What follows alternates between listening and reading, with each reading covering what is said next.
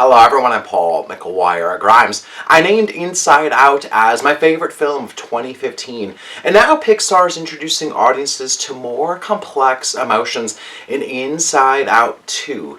It's in theaters, and I want to talk about it. This is Paul's trip to the movies.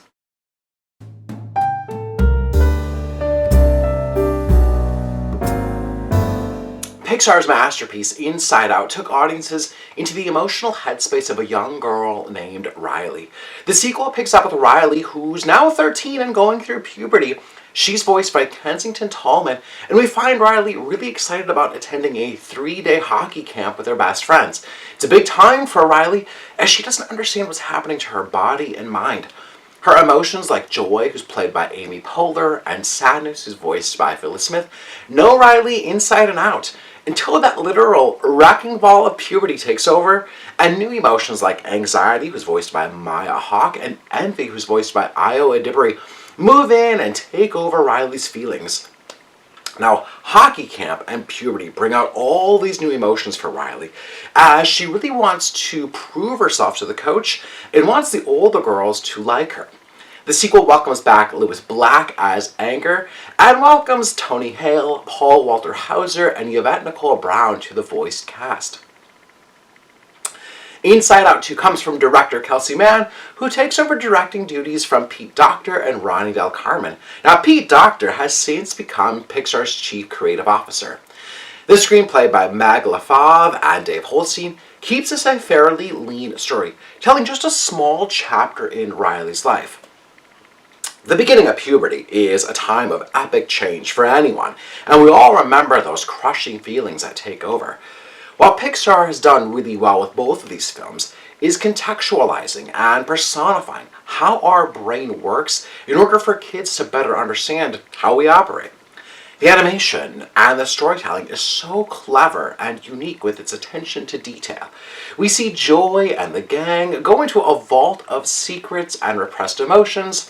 The character of Embarrassment hides himself under his hoodie, and the rumor mill swirling around in Riley's brain comes in the form of a newspaper. Setting this all in the context of kids' sports is really genius to show how fast our brain works in that environment and how it reaches all these complex emotions from one moment to the next. Joy and anxiety are really at odds in Riley's brain as they take command over the control board. Amy Poehler continues to show why she's been one of the smartest casting choices in Pixar history, and Maya Hawke is an absolute riot as anxiety. She perfectly nails all the nuance that can come from anxiety, from the hyperactive talking to the manic frenzy of where we find the character in the climax. The story really illustrates how anxiety can get the best of us and how it can be the loudest voice at times. Now, if the first film felt like it was all about the emotions, I think the sequel seems to give more screen time to Riley with how the emotions then manifest on the outside with her everyday choices.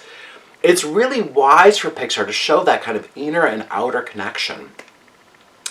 Inside Out 2 doesn't feel like a rehash of the first film, but rather a fresh take on how our emotions change as we grow up.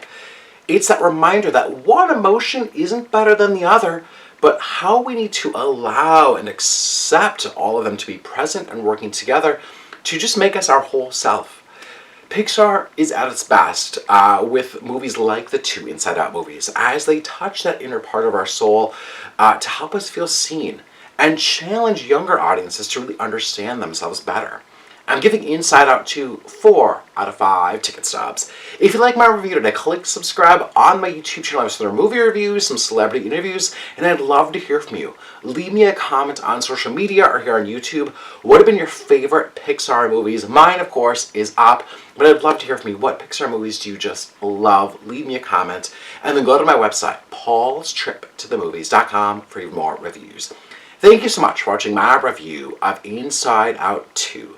This is Paul's trip to the movies.